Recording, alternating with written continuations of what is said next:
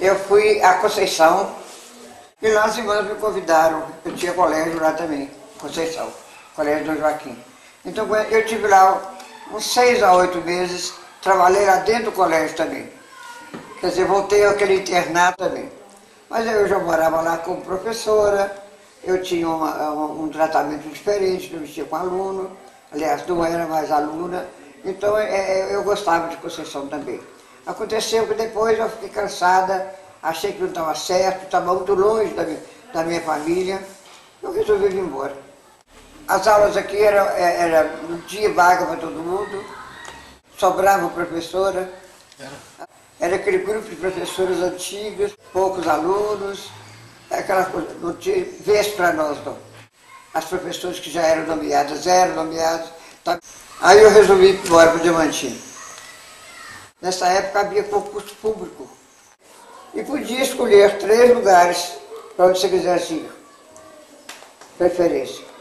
E eu pus o cabeceiro da lista em Diamantino e fui bem classificado em Diamantino. Trabalhei lá num grupo feliz uns 2 ou 3 meses. Aí Juscelino Kubitschek criou o Júlia Kubitschek, o grupo. Eu fui do grupo de 12 professores, as primeiras que trabalharam na escola. Essa escola tem um prédio, uma arquitetura própria?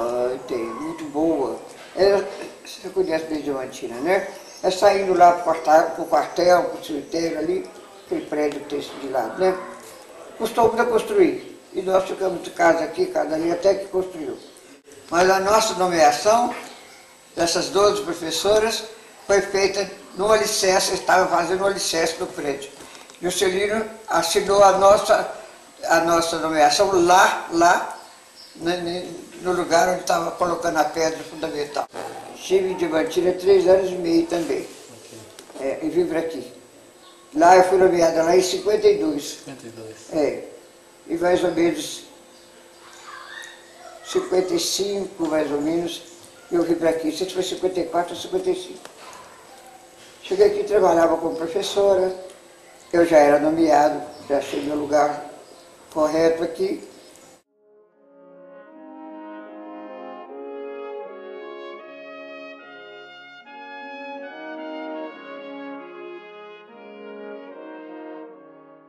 Dizer que foi uma cerimônia tão bonita, né? Porque a gente foi nomeado lá por ele, assim, né?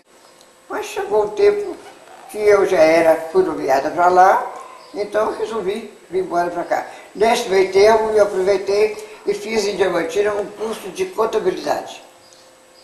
E dali não tinha casa comercial aqui, e queria que eu cuidasse da contabilidade para ele. Mas como eu não sabia nada, ele falou, vai, Diamantina, faz o curso de contabilidade. Fiquei lá, e nesse meio do curso, saiu a nomeação, eu trabalhei, terminei o curso, eu vim para aqui, já nomeada.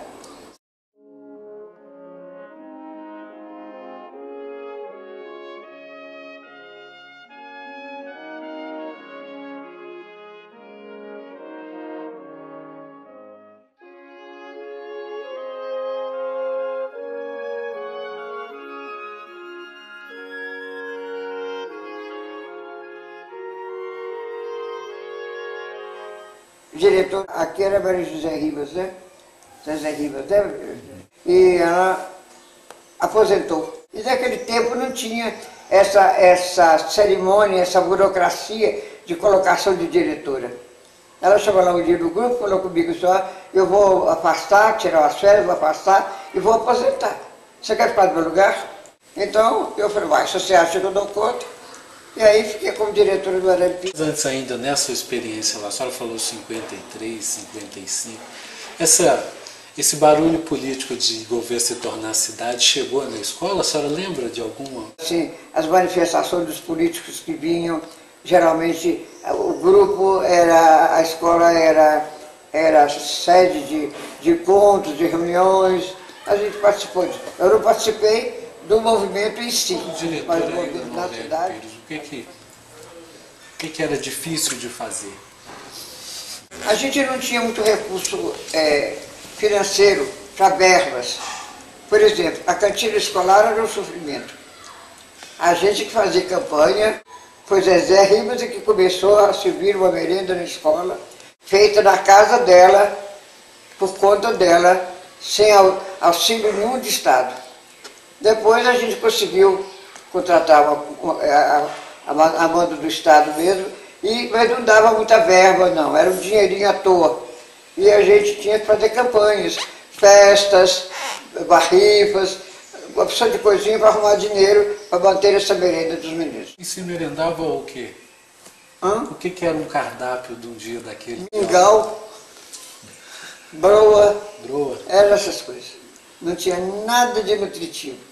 Era isso que podia fazer. Veio uma época que teve aquela aliança para o Congresso, eles mandavam material para nós, né? Mandavam material, nessa época eu estava lá. Vinha da soja, vinha leite, vinha queijo, né? Queijo a gente nunca chegava muito, o queijo era privilégio do outro canto, sendo aqui era não. Mas o leite, tinha muita fartura de leite. Então a gente podia fazer. Outra hora a gente vendia, quero ver trigo demais, vinha. Então a gente costumava fazer o contrário, vendia o trigo e comprava o pão para os meninos variar um pouquinho na merenda. E uniforme a gente trabalhava ou a fábrica dava. Eu ia perguntar sobre isso. Uniforme, né? Os meninos todos tinham uniforme. Já tinha essa mas era uniforme paupérrimo, de pano ruim, mas todo mundo tinha uniforme e não podia falar que era ruim, não posso falar isso. Hoje é que eu falo que era ruim, mas na época era uma dádiva e era a fábrica que geralmente que dava pra gente. Dava peças de material, de trançado azul, de americano.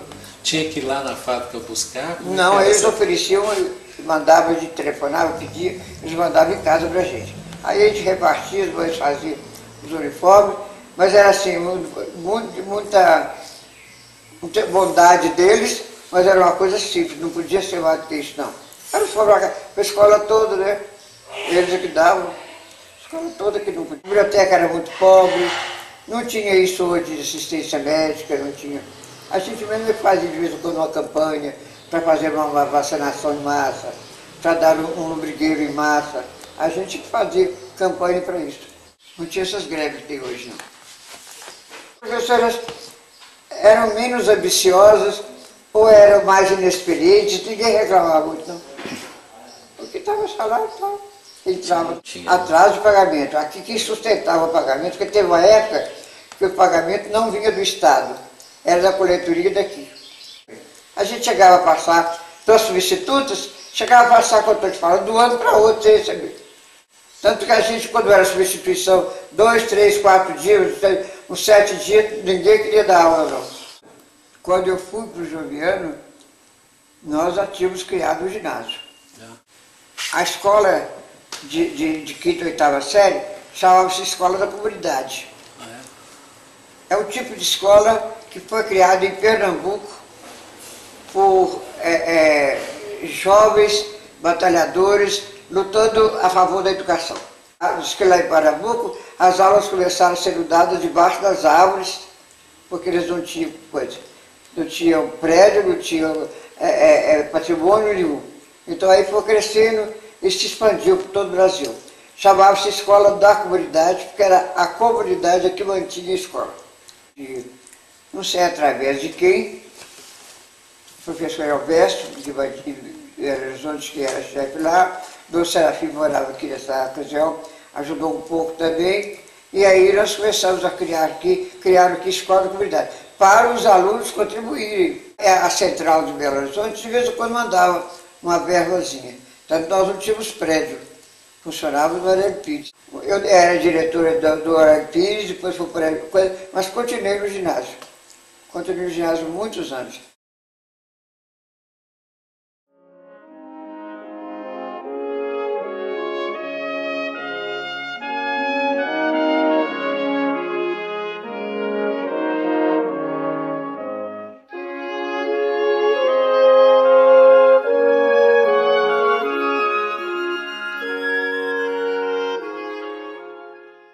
E era aquela luta de arrumar professor, aí tinha muita dificuldade. Mais adiante nós tivemos que trazer professores de Diamantina. Quinta, oitava série, que era o segundo período do fundamental, já exigia um pouco mais dos professores. A gente tinha que ter professor de latim, professor de francês, professor de inglês, né? Que aqui não tinha, ninguém habilitado para isso. Eu lembro que francês, por exemplo, Dona Marlene dava para nós, latim para Luiz dava. E eram umas coisas, eram dificuldades. Era uma escola da comunidade, mas ela tinha que seguir um currículo. Tinha que seguir o mesmo currículo, né? O mesmo currículo de quinta série, de quinta ou oitava série, em qualquer lugar, eles tinham que seguir o currículo. E nós tínhamos fiscalização. Era uma escola, ela foi aprovada mesmo pela Secretaria de Educação. Então foi um período muito difícil. Era um professor hoje, o professor ganhava quase nada. Tinha professores que vinham aí, dava aula para nós, professor de matemática e outros, que às vezes era só para fazer favor. Mas difícil. O ginásio era uma escola que funcionava durante o dia ou era um curso noturno? Só à noite, porque nessa época tinha na cidade muita gente que tinha parado de estudar. Muita gente que terminou a quarta série, mas que não tinha tido a oportunidade de sair. Então tinha gente de diferentes idades na sala? Diferentes idades. Então, quando se falou numa escola que era superior à quarta série, despertou a vontade de muita gente, né? Então, no princípio, houve matrícula muito grande, depois foi saindo, dividiu, ficou menos. Com o correr do tempo, chegamos ao limite de idade normal. Mas aqueles primeiros, né? Tinha gente que era quase que trabalhava na escola e era professor, trabalhava na escola e era aluno, fazia secretário que era aluno, assim, sabe? Era uma coisa muito penosa, muito sem formalidade.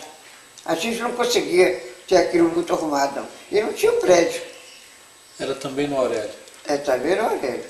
Depois é que nós conseguimos um terreno, lá onde é hoje o Senap. Nós ganhamos aqui nessa época, fomos procurar um terreno para construir. Construir com que dinheiro eu não sei, mas com a cara e a coragem. Ganhamos, ali tinha um terreno que era da fábrica, do Dr. Alexandre. Então que era um terreno muito grande, muito bom. E também Ranguzina Baité nos deu outro terreno aqui embaixo. Aqui onde tem esse barco, aqui abaixo, abaixo da casa de Rosina, abaixo dessas, uma coisa e outra, e viram que o terreno de cara mais plano, uma construção mais barata. Então, com a autorização do Ranguzino, nós vendemos, loteamos aquilo lá, e com os lotes nós fomos construir, com o dinheiro dos lotes, fomos construir a escola da comunidade. Eram já outros professores, que com o tempo nós conseguimos fazer o segundo grau, quase todos. Diamantina tinha criado a faculdade, então alunos da faculdade se prontificaram a vir dar aula aqui. Uma certa época nós criamos um curso normal para a formação de professores.